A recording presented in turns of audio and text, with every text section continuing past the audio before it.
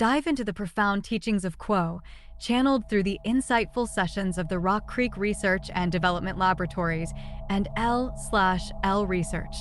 In this enlightening video, Quo shares invaluable guidance for those embarking on a journey into metaphysics and the New Age phenomena.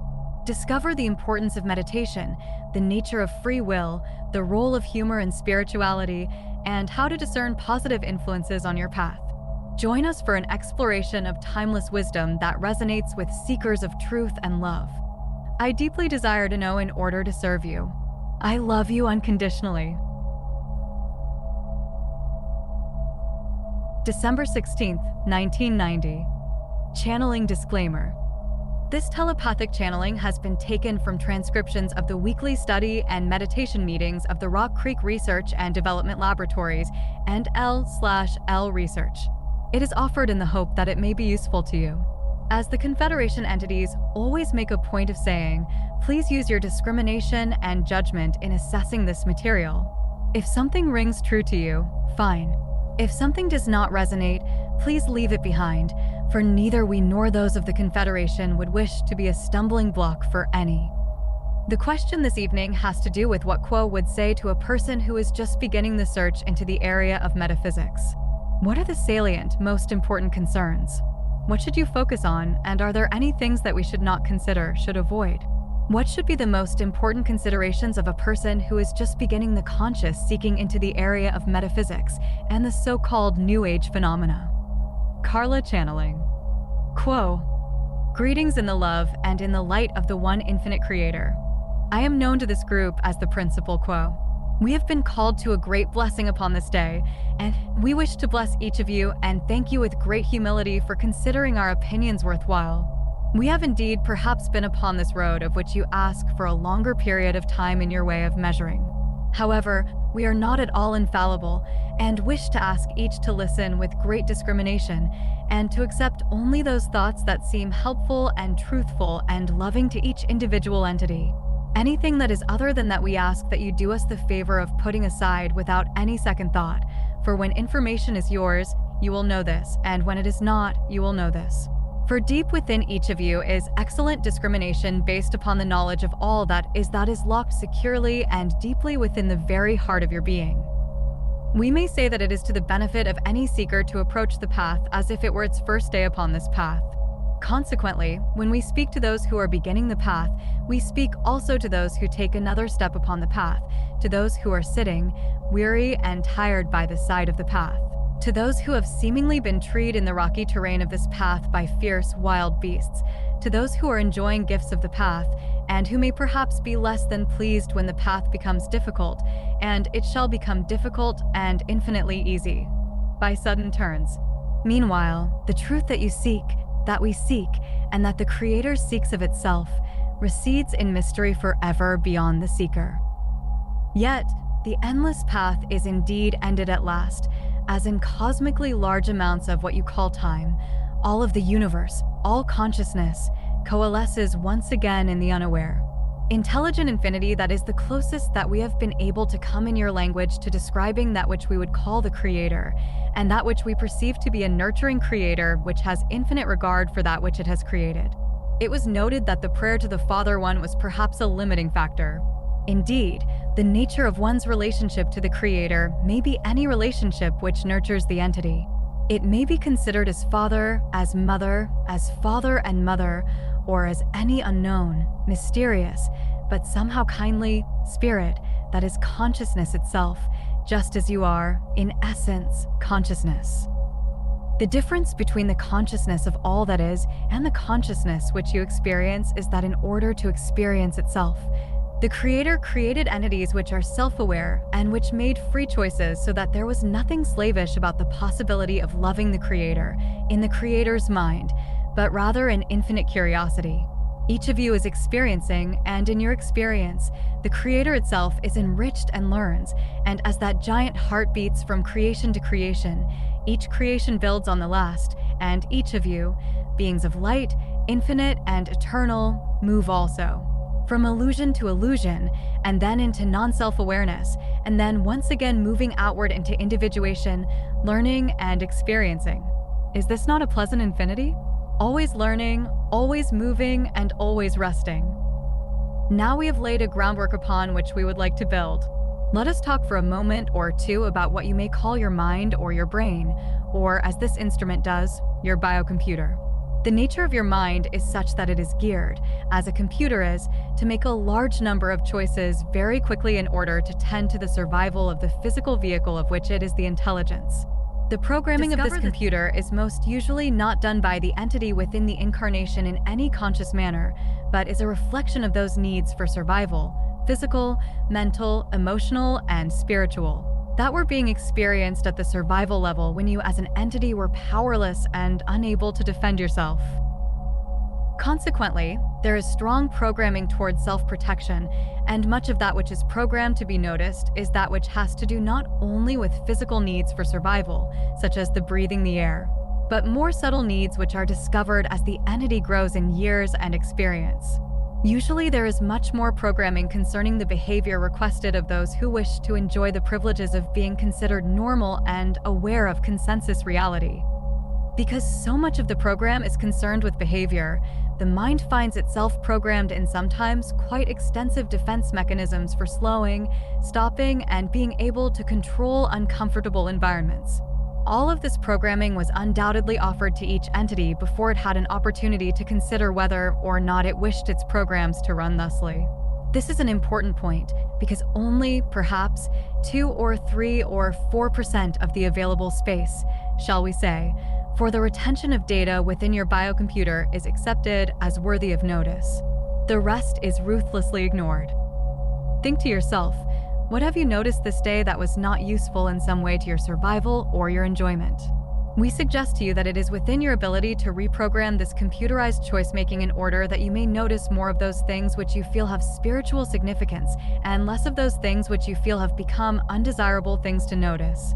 Those things may be any portion of yourself which is judgmental towards yourself especially, which is not accepting of the self, which defends opinions instead of listening to those who speak. In other words, much of that which is programmed not in order to learn but in order to survive, so that the entity who wishes to learn along a spiritual path has a considerable amount of reprogramming to do, that you will be able to notice the present moment and be able to release from the necessity of notice those things which you cannot change, those being the past. Once all attempts at asking are done, what is there to do with the past except accept it, learn from it, and move on? Yet, among your peoples there are often many bits of program involved in defending any past action because the sense of not being worthy is crushing, and it is not known how one can become worthy. May we say this is indeed true.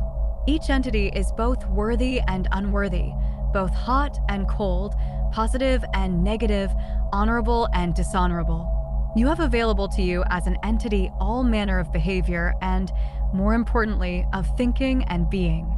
It is within your ability to choose, in the first place, that which you wish to perceive, and in the second place, the reaction that you wish to create within yourself, a reaction that is loving and compassionate and does not fear being foolish. Once one realizes that being foolish is not a killing disease, one is far more able to accept the seeming vagaries of the spiritual path, for those upon the path often live life more intensely than those who are not attempting depth in their lives. It is easier to grab gusto than to become aware of the true nature of the self and what the self's hunger is for. The most direct and efficient way to reprogram the self is to ask the self to sit and listen within on a daily basis. We do not encourage entities to do this for long periods of time. The practice is powerful. It is within this entity's mind that it has never been a good meditator. This entity is not capable of judging its ability to meditate. This entity is not capable of assessing the intensity of its desire. It is the intensity of desire to know the truth in order to serve others that creates the excellence of the meditation, not the subjective experience of the conscious mind, which within your culture is, from your childhood, a consciousness so overstimulated that it knows not how to rest and perhaps will never have the experience in a normal state of consciousness of peace. Yet, do you not seek peace? Do you not seek a comforter? Do you not seek guidance that you may make choices that have authenticity, that speak of you as a truly real entity, not a collection of chemicals, not that which sprang out of the primeval ooze, but consciousness which is unique to yourself? You are your own creation, and the more you accept responsibility for the creation of your life, the more lovely may that life seem as you find each delicious part to be a gift, and each difficult patch to be a challenge and an opportunity. We speak here about something that within your culture is called attitude. We ask that those who wish to seek spiritually refrain from any attitude except hope, hope that they may know more, hope that they may serve, hope that there is in fact a deep and heartfelt truth that cannot be expressed except by living lives faithfully. To what shall you be faithful? Yourself, that which is treasure within you, that of which you shall only become aware as you listen and open the gateway betwixt the conscious mind and the infinite resources of consciousness which lie within the subconscious mind, and, more specifically, within the frontal lobes. We are here to serve, and in our serving do we learn. Consequently, we would point out to each that there is no way to be unselfish to the point of being without reward. It is never expected. It is never that motive for which the actions of a spiritual person are performed, for spirituality is not behavior. There is nothing more hypocritical than behavior. Spirituality is being authentic, whoever you are, and finding that power within you, using whatever story, or thought, or inspiration may move you to move deeper and with more and more respect into that portion of you which contains infinite treasure, as though you were indeed an earthen vessel filled with gems. This is your true nature, not the vessel, but the gems. Your physical body is that which carries you about and enables you to be so blind that you must live by faith and not by proof of words of any kind. The spiritual path begins with trusting yourself. Resources that are useful to the beginning mind, and as we say, all need the beginner's mind in order to continue to learn and not to become self-satisfied, include various ways of communicating with the self. The most efficient of these, after meditation in silence, is the keeping of a journal, whether it be the dream journal, or the essay journal, or any kind of remembering journal where various difficulties are examined and ruminated about. All of these journals are helpful in opening a voice to you. In truth, this is the reason that each Christ has come into your illusion. At various times, as you call them, there have been great needs for the creation of a way, a gate, a bridge, betwixt the daily, limited, little life of the body and the infinite life of the soul. As you are both, it is greatly worthwhile to proceed with this investigation with all enthusiasm and intensity and passion. We ask several things of one who wishes to seek the truth and is willing to change, to reprogram, and to evolve. We ask that discouragement be accepted, be felt, but never be considered to be anything but an artifact of the illusion. Perceived errors are simply mistakes. Sin is an emotion-laden word which means only that someone added 2 and 2 and got 5. There is no more emotion in correcting an error than there is in using an eraser and writing down the appropriate answer. When you have realized that 2 plus 2 is 4, have erased the 5 and written down the 4, you are not in error, and there is nothing to forgive. In just such ways, in very much more complicated emotional mathematics, shall we say, again and again you perceive yourself to be a failure, unworthy to the task, or in some way at fault. Was there any soul with a 360-degree capability to love and to not rove that did not have, in the brightness of light, a shadow to cast? Can you not accept both your light and your shadows? For as your light grows brighter, the shadows will be more sharp, and you will seem always to yourself to be one very iniquitous and often in error. This is primary to your ability to move forward, that you are able to let judgment of yourself go, for only insofar as you love, accept, and refuse to judge yourself can you be compassionate in such wise to others. And only in compassion, as you see the treasure within you and within all, can you truly serve in a love that is without condition and that demands no return. We do not mean to suggest that you will not have any return, for, indeed, as you console, your life is consoling 100 times more. It is never known where love will come from, but it is a subjective truth of those who love and attempt to love without stint that the love that is received is overwhelming. This is our experience. This may also be yours. But it is in those who finally become ready to give what they can, to multiply their talents, shall we say, As this instrument has the holy work called the Bible much in mind, it is to those that moments of enlightenment occur. Because there are no truer words than seek, and you shall find. Knock, and it shall be opened to you. Ask, and you shall receive. Indeed, we would warn you that this is literally true, and ask you to be very careful about what you do desire. Let it be the deep and true desires of your heart, for you are an authentic, imperishable being. Do not let the heavy, chemical, physical vehicle that has sacrificed itself in order to hold your consciousness fool you. There is no knowledge in science or any other discipline that may explain to you your nature. This is unseen, is without proof, and must remain without proof. We ask you simply to meditate, to feel free to desire to know love, to know the experience of tabernacling with the Infinite One in immediate presence, for you may be dust, but you are dust in the presence of the Infinite One. And nothing can take that from you. Nothing. Certainly not the cessation of viability of your physical vehicle. Release yourself from that prison in your consciousness, and the universe is yours to roam at will.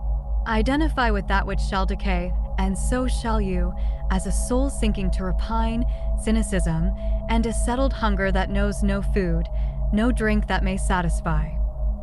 Food and drink for the physical vehicle are seen, but food and drink for the spirit are never seen.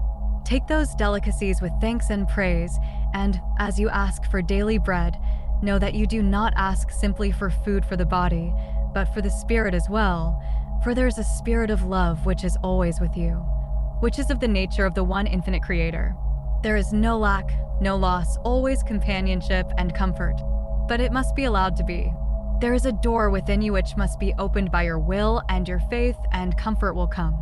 And as you are comfortable, so shall you be able to shine a light that comforts others, not as one who is powerful, but as one who has finally reckoned with its weakness and accepted the aid of the infinite.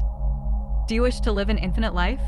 Then you may be in the new age, so-called in the kingdom of love now. You are experiencing a marine boot camp. You have loaded your plate with every difficulty that you can possibly cram into one incarnation because you wish to be harvested, and you know that the harvest is upon you. This may be your last incarnation in this particular opportunity to move into a new level of lessons and learning, loving, serving and giving, and dwelling in ever-increasing harmony. But to begin is to take a step, not a great step, but a cautious, interested, open-minded step. Submit yourself to silence each day and be persistent through faith alone. Do not judge any experience.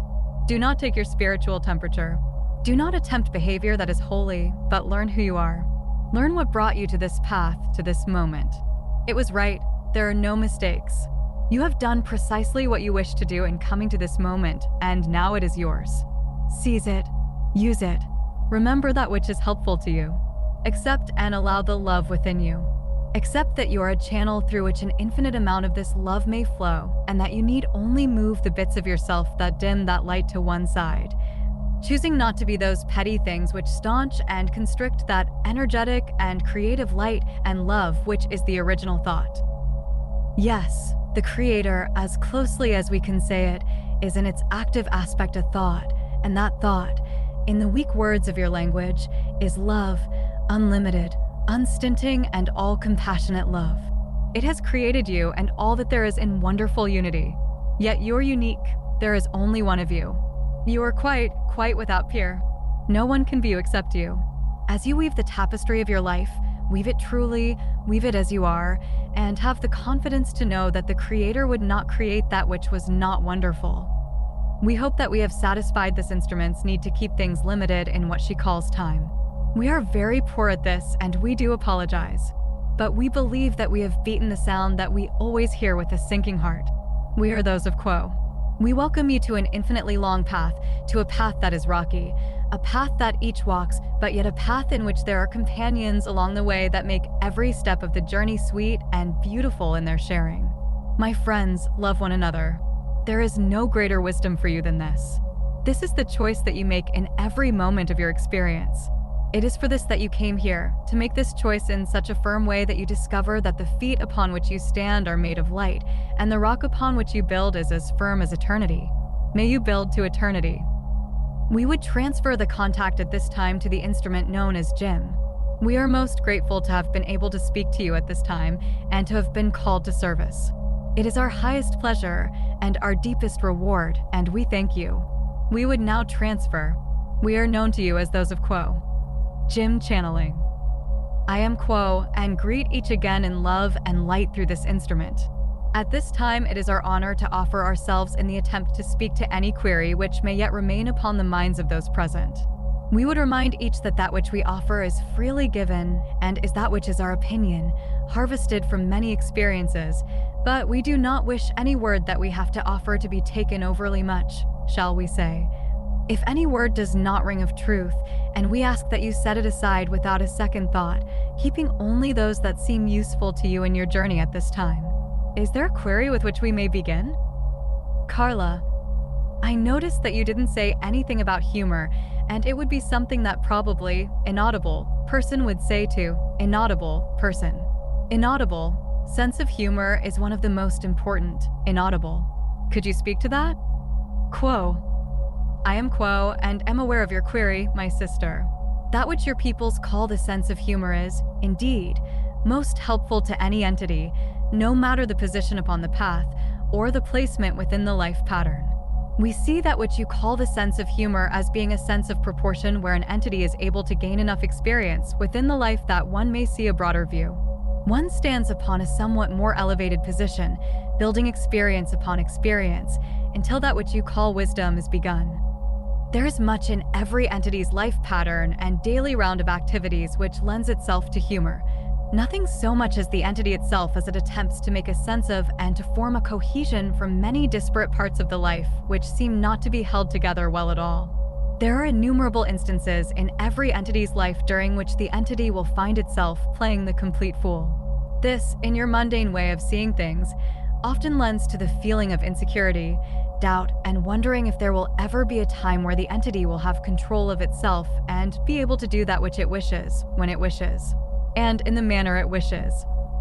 We would utilize your sense of humor at moments such as this, if we were in your position, in order that we might be reminded that each of us contains those elements which are less than ideal, but are completely acceptable as portions of a personality that one attempts to discipline as one would the wayward child, in order that the lessons set before one might be learned with more efficiency. However, when those portions of the self or activities of the self seem to go awry, it is more nourishing to the small entity that always resides within, much as the child in each entity, to reinforce the concept of wholeness and acceptability. For the divisions and definitions of acceptable or unacceptable behaviors are man-made, and it is always a whole and acceptable entity that places any foot upon the path, whether that foot is solidly placed or not. Thus, we highly recommend the utilization of your humor, that you may gain a degree of mirth from your foibles, and those of your fellow seekers as well, for in some sense each of you is always exactly where you need to be at each moment. And in another sense each of you is dancing a dance which you do not understand, and which has steps that may puzzle, trip and fell you. Yet it is all a dance of one piece, and in this dance you move as the whirling dervish, the child which is set upon the careful exploration, the kitten which tumbles with its sibling across the floor, bursts out of the room and runs smack into the radiator. This is all a part of your dance. This is all a part of your learning, and you are whole and acceptable beings that partake in it. Is there a further query, my sister? Carla. No, my brother, inaudible. Thank you.